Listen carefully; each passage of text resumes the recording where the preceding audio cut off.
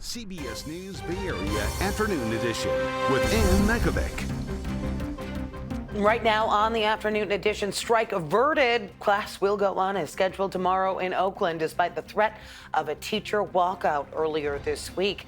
Thanks for joining us today. The Oakland Teachers Union has struck a deal with the district just hours before educators were set to walk off the job for a one-day strike tomorrow. The Oakland Education Association announced that agreement this morning. The union says it restores cuts that will allow 120 high school teachers to keep their jobs at the district's most difficult to staff school sites.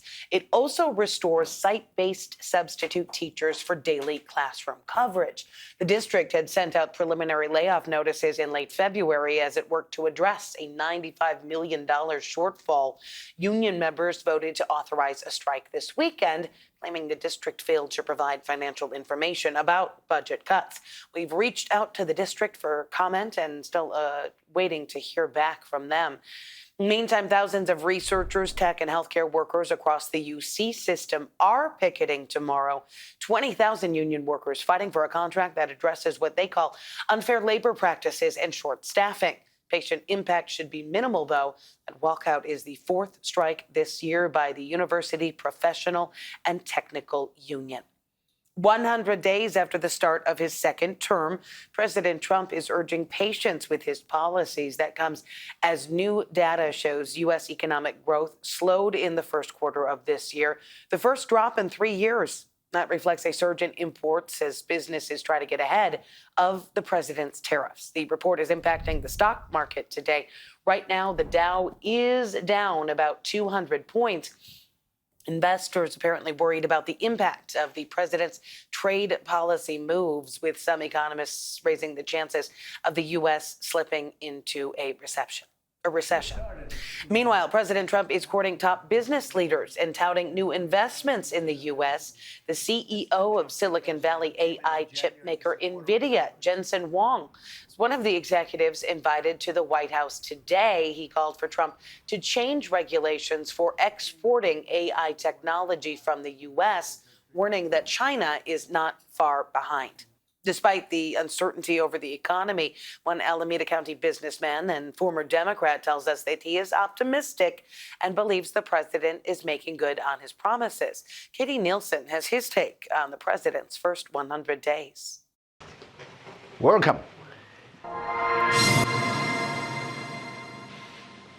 Kenny Zhao doesn't fit many stereotypes. Originally from China, he now runs a successful winery in Sunol, Ellison Vineyards. Did you know anything about running a winery? No. And a vineyard? No. At the beginning, no. He's the type of guy who can just figure it out, whatever business it is, like his almond orchards near Sacramento, or his solar manufacturing facility, or his import and export business of electronics.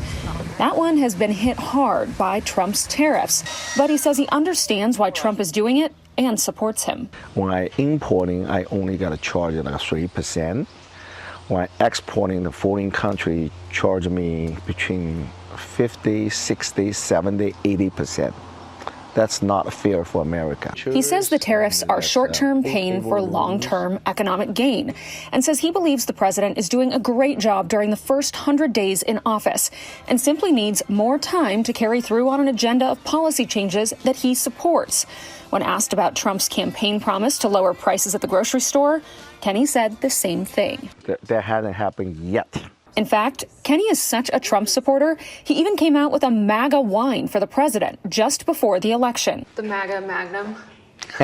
MAGA Magnum, yes. That's the whole idea in there. Kenny says it's not easy being a Trump supporter, especially in the Bay Area. It's hard, very hard to be a Republican in California. But that doesn't mean he's going to change his opinions or stop producing the wine. I mean, I don't care which party's on there, but I think it's good for people like us, good for people like everybody. Well, it is no secret that the state of California and several Bay Area cities have been at odds with the Trump administration, including several pending lawsuits working their way through the courts right now. Joining us live with his take on where things stand, California's Attorney General Rob Bonta. Thanks for being with us today. My pleasure. Thanks for having me. How many lawsuits are we talking to date?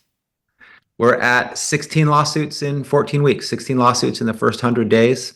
and we only bring lawsuits when the Trump administration breaks the law or violates the Constitution. So that's how many times he's done it in 14 weeks. Let's talk about some of the issues, starting with tariffs affecting, of course, the entire country, the entire world right now.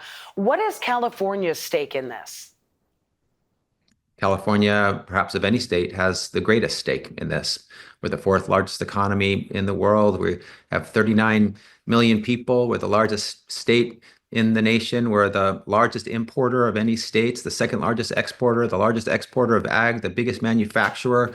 Our outsized economy means these tariffs have an outsized impact on our state. And as the government itself, the state of California, it's increasing our prices for the products that we buy affected by the tariffs. It's making our vendor contracts more expensive because they're passing on costs to us.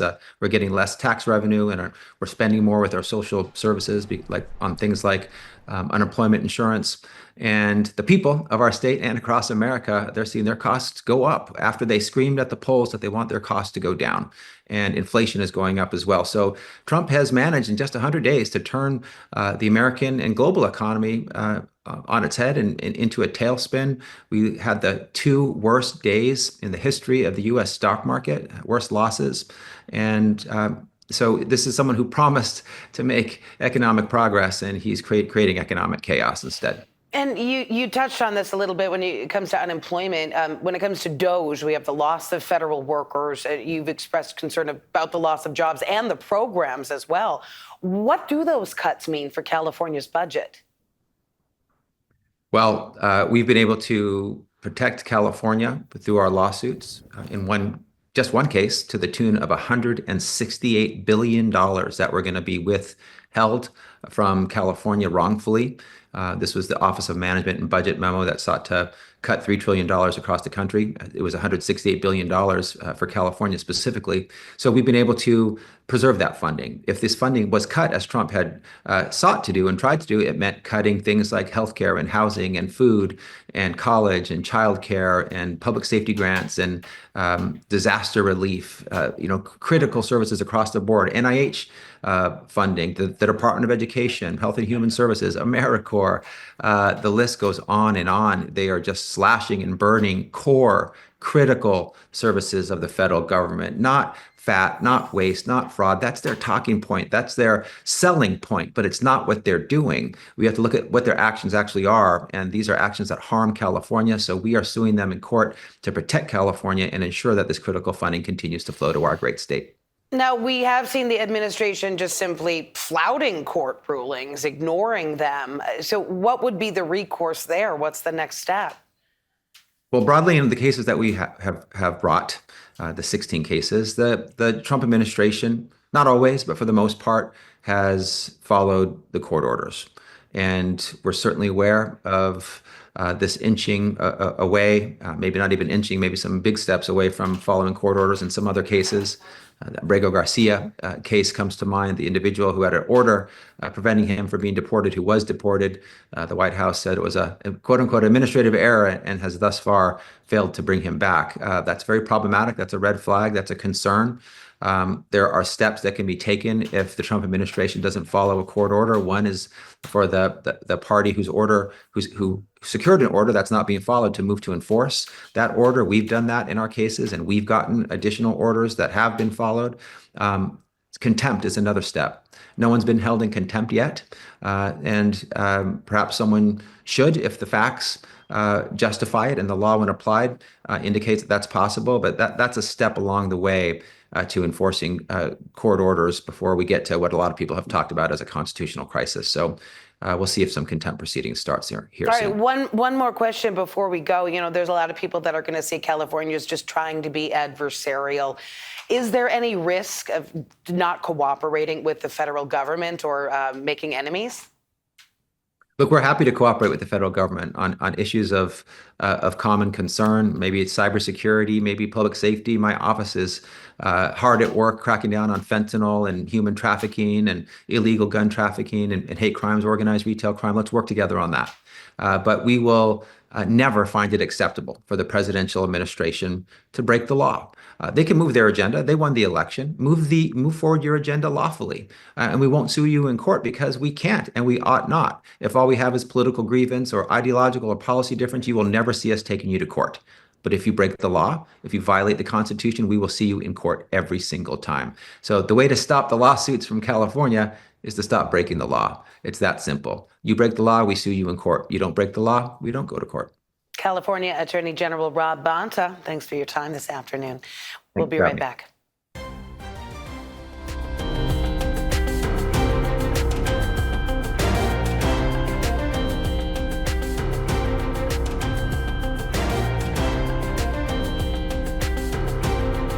It's another warm day for us here in the Bay Area with our daytime highs this afternoon topping off in the 80s all throughout our inland spots from Concord over into Antioch, Walnut Creek included, the Tri-Valley area, the Santa Clara Valley also seeing 80s. We have upper 70s today up in wine country. Places like Napa at 77 degrees. It's a lot cooler and a lot more cloudier along our coast today, and areas like Half Moon Bay only sitting in the low 60s throughout this afternoon. San Francisco just a little bit warmer, topping off in the upper 60s. Today is going to be one of the last warm days for us this week. We actually experienced a nice cool down right around the corner. Earlier this morning we had clouds. We start to see those push to the south throughout the afternoon and evening hours tonight, exposing us to plenty of sunshine throughout those inland areas, but we still see clouds along our shore into the overnight hours tonight too. Now it's a dry day today, it's a dry day tomorrow, but low pressure moves in from offshore. It's going to cool us off, and it's also going to bring in a light chance of showers as early as Saturday's forecast. From Saturday all the way into Sunday morning, we can potentially see close to around 1/100 of an inch of rain in areas like Napa and San Francisco. A little bit more impressive numbers all the way over into areas like Pleasanton.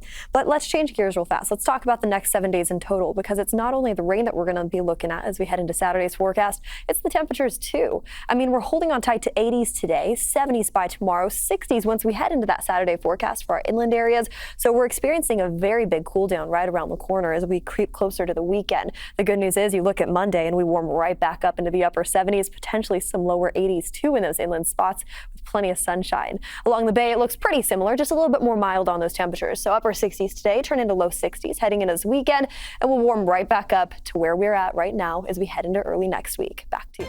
Thanks, Jess. AI bringing hope of new breakthroughs in healthcare. We're going to show you how one new program could help spot a disease once considered impossible to detect. There is a lot of talk about the potential and the risks of artificial intelligence, but the technology is showing some promise in healthcare. Itai Had introduces us to a woman in the North Bay who's hoping a new program can help spot a disease once considered impossible to predict. These days, it's the little things Mindy Erlab appreciates the most. A hot cup of coffee, a song on the piano, her dog waiting by the door. Ordinary moments made extraordinary by what she knows could be coming. I wish I didn't have to think about this, but at the same time, I try not to let it consume my life. That is why, every week, she logs on and reads a few lines into an app trained to catch the faintest slur or shift in her speech. A woman signed a sales contract for construction of a new brick home. Erlab lost her mother to ALS. Take a deep breath and say pataka over and over. And even though she doesn't have the disease, she carries the gene. Pataka, pataka, pataka, pataka. For now, this app, called Everything ALS, is helping her stay one step ahead. You've been doing a good job. The technology behind it was created by Indu Navar, a former high-tech executive who turned grief into purpose after losing her husband Peter to ALS. They searched for a diagnosis for 2 years. By the time they got one, most of his neurons were already gone. That's the time you're supposed to be doing something. Every 90 minutes, someone in the U.S. is diagnosed with ALS. But getting that diagnosis can take months, even years. By then, there's little doctors can do. So Navar turned to AI, creating an app that tracks speech, walking, and motor skills, spotting changes long before most humans can. By letting patients participate from home, Everything ALS not only makes clinical trials more accessible, it's giving researchers a data set that's bigger, faster, and more diverse. While early results seem promising, the app has not yet been approved by the FDA. AI has allowed us to predict changes in small variation that happens. As for Erlab, taking back a little control has given her something else, a way to write her own story. I enjoy every day of my life. I don't stay up at night worrying about stuff. Please say pop. Pop. Artificial intelligence, delivering not just a new tool, but new hope. And we are also counting down less than a week to the Golden State Valkyries' first preseason game, less than 1 week away. The team was working out on their third day of training camp in Oakland yesterday, and we are going to be having several of those games, most of those games playing on KPIX, more than 30 of them, and on PIX Plus as well. We're also going to have a weekly show with behind-the-scenes access. All right, that is going to do it for the afternoon edition, but we are streaming all day long. Just go to the free CBS News app and then choose live and then Bay Area. In the meantime, I hope you are enjoying your Wednesday.